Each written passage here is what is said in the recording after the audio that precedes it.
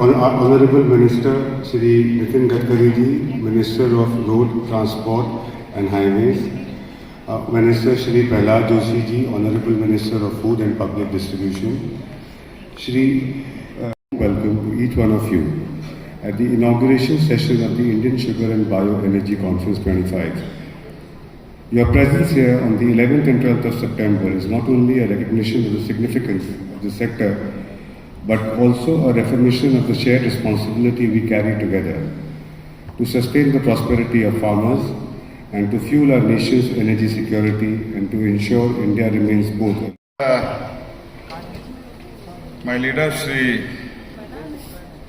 Nitin Gadkari ji, Secretary Department of Food and Public Distribution, Shri Sanjeev Chopra ji, President ISMA, Shri Gautam Goyal, Director General ISMA, Shri Deepak Balani, distinguished guests, representatives of the sugar industry, farmer leaders, friends from media, industry experts, and other participants, ladies and gentlemen. Both we are in very much hurry. I need to go to the Green Hydrogen Conference, which I had told organizers when you had come to invite me that I should reach by 3:30 to the Green Hydrogen Conference, which I have to go and inaugurate, and it is also my department. So, and Gadkari ji has to catch the flight and fly to Nagpur. And I do not take much of your time. Anyhow, I have addressed a few months back your cooperative sugar industry का जो भी था मैंने पूरा detail में address किया हूँ, तो इसलिए मैं ज़्यादा ना बोलते मैं इतना तक कहता हूँ, I am very happy to be present at the India Sugar and Bioenergy Conference 2025. This really reflects the journey towards the rural prosperity, energy security, and environmental sustainability. Today, we stand at a moment of transformation where the sugarcane farmers, the sugarcane industry, and the energy sectors are writing a shared story of progress. Congratulations to ISMA for organizing this event in such a big way. Today, India is the world's second largest producer of the sugar and nearly about 20% of the production of the world, and the largest consumer also. The Indian sugar industry annual report is annual output is more than 1.3 lakh crore with 535 operational sugar factories, directly supports around 5.5 crore farmers and employ around 5 lakh workers directly. The ethanol sector, India is now the world's third largest producer and the consumer of the ethanol, after US and Brazil achieving 20% of the blending. This we have done 5 years ahead of our target. Today, India is the world's fourth largest economy and the third largest crude oil importer. 85% we are importing. However, the sugar sector today is the torchbearer in the country of the circular economy. We have successfully turned the traditional agricultural crop into a valuable source of the clean and green energy. In the last decade, Indian sugar sector has undergone a remarkable transformation. At the heart of this transformation is the National Policy on Biofuels and Ethanol Blending Program. The sector is supported by three important pillars, that is Ganna Kisan, sugar mill, and the consumers. Our government under the leadership of Prime Minister Shri Modi has followed the well-balanced and inclusive approach to ensure that all the three stakeholders their interests are protected and supported. It has been our constant effort to frame the policies and the safeguard the income and the welfare of the farmers, ensure the viability of the sugar mills.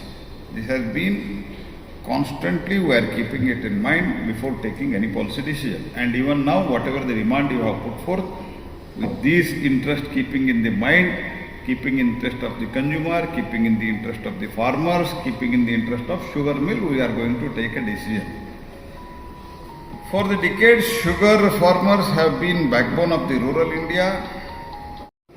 Around the ethanol plants to increase the production of the maize in the catchment areas of the green-based distillery. Procurement by maize by NCCF and NAFED at an MSP with a pre-registration from the आदरणीय प्रहलाद जी, आदरणीय संजीव चोपड़ा जी, गौतम गोयल जी, दीपक बालानी जी और उपस्थित सभी भाई और बहन,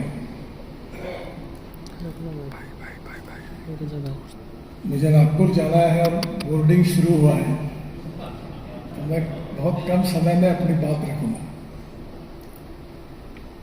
sugar cane farmers का भविष्य शुगर इंडस्ट्री के साथ जुड़ा हुआ है और शुगर इंडस्ट्री हमारे देश की इकोनॉमी की एक बैकबोन है।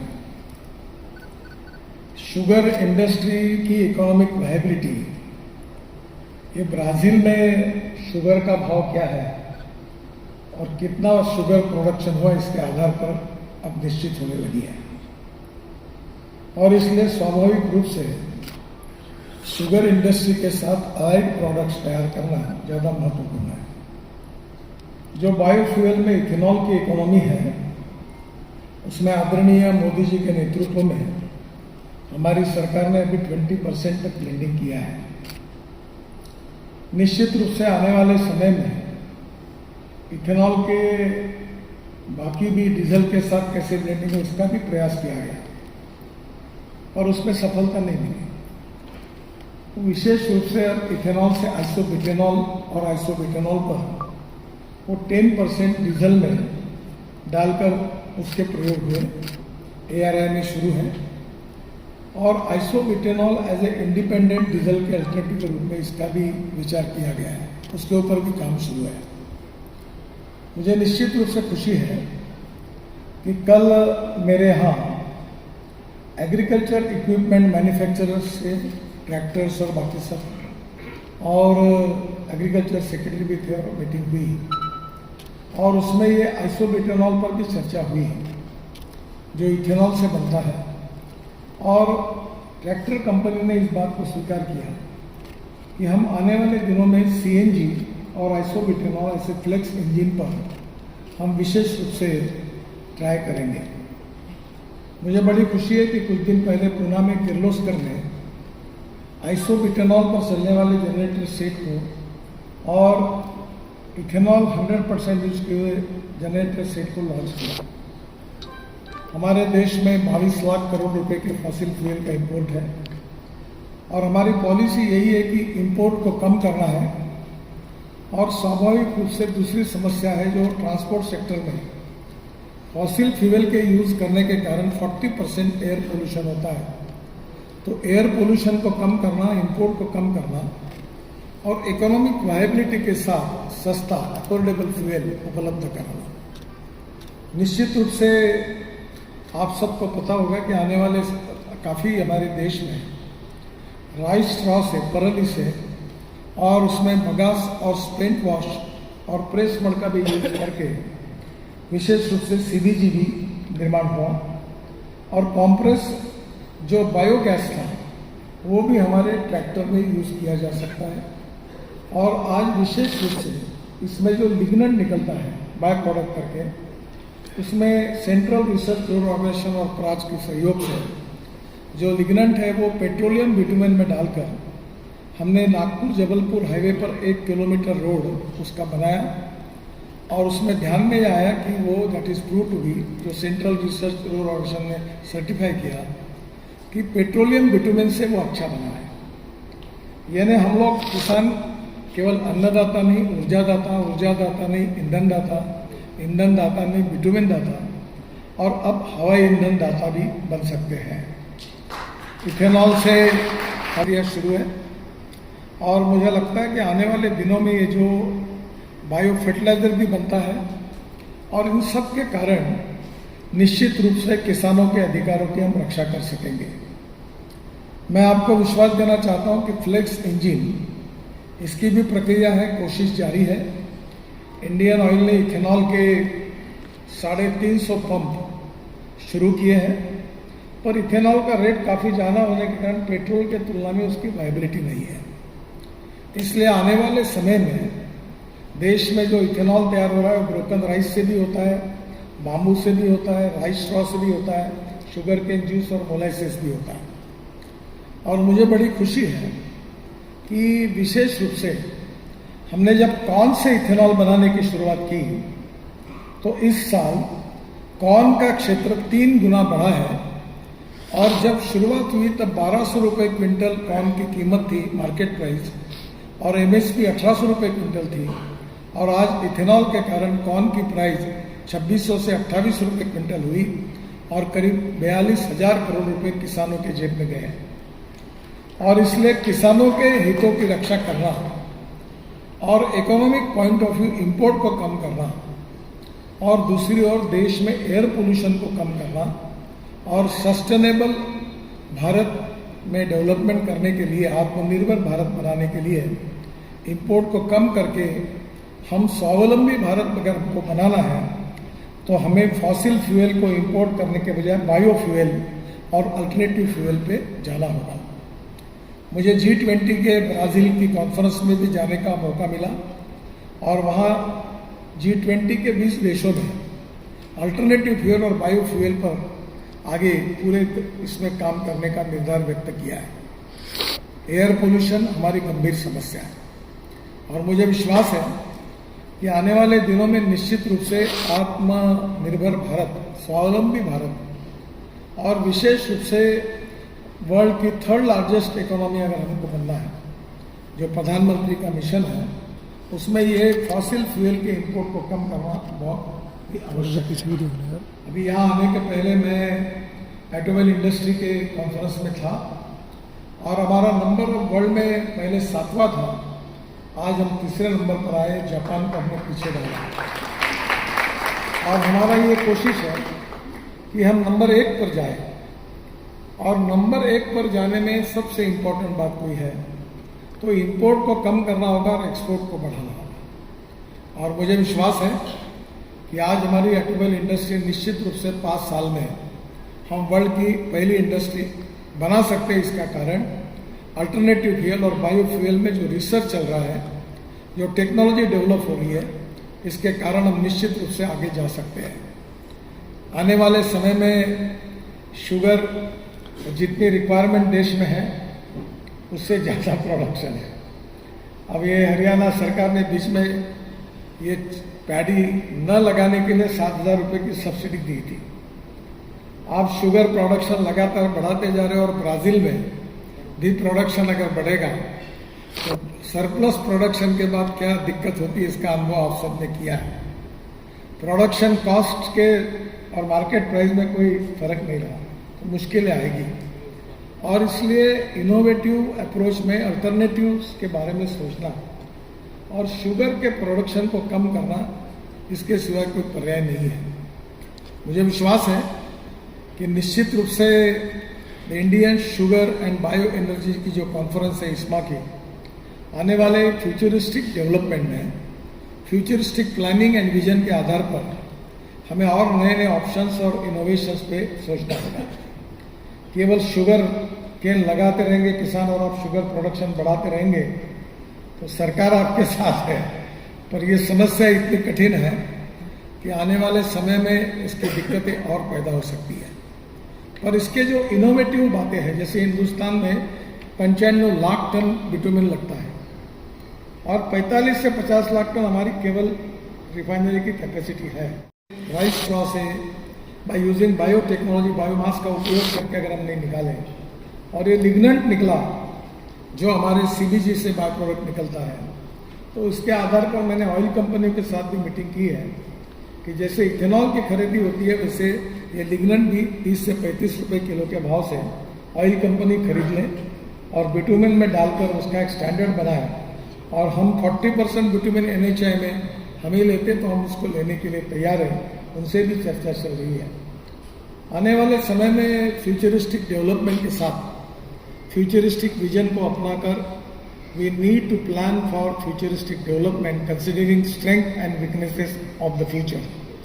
That is the need of the hour. और मुझे लगता है कि विशेष रूप से इस्मा ने इस इंडस्ट्री की फ्यूचरिस्टिक प्लानिंग के बारे में गंभीरता से सोचकर ये कॉन्फ्रेंस एक नई दिशा निश्चित रूप से देगी, ऐसा मुझे विश्वास है। देश के लाखों करोड़ों किसानों का सबसे अच्छा कैश क्रॉप अगर कोई है तो गन्ना है। और गन्ने के साथ 187 पार्लियामेंट्री कॉन्स्टिट्यूंसी ऐसी है कि जहां गन्ना डिसाइडिंग फैक्टर है और सरकार के लिए भी महत्वपूर्ण है। और आप जब पैसे नहीं देते किसानों के तो आखिर गले में माला तो सरकार की पड़ती है, लोग हमारे पास पैसे मांगने के लिए आते हैं। तो स्वाभाविक रूप से समस्या मल्टीपल्स है, एक दूसरे से जुड़ी हुई है, पर हम सब लोग मिलकर all stakeholders comes together, thinks together and works together and create cooperation, coordination and communication between the stakeholders, we will resolve the issues and 100% हम उज्जवल भविष्य के लिए मार्च करेंगे। मैं आपको बहुत बहुत बधाई देता हूँ। मुझे एयरपोर्ट पहुँचना आवश्यक है। फिर से एक बार आपको बधाई देते हुए अपनी बात को समाप्त करता हूँ। मैं, प्रहलाद जी, हमारी सरकार मोदी जी के नेतृत्व में हम सब मिलकर जहाँ जहाँ भी समस्या होगी इंडस्ट्री के साथ रहकर उनकी पूरी मदद करेंगे, यह विश्वास देते हुए मैं अपनी बात को समाप्त करता हूँ। धन्यवाद, नमस्कार।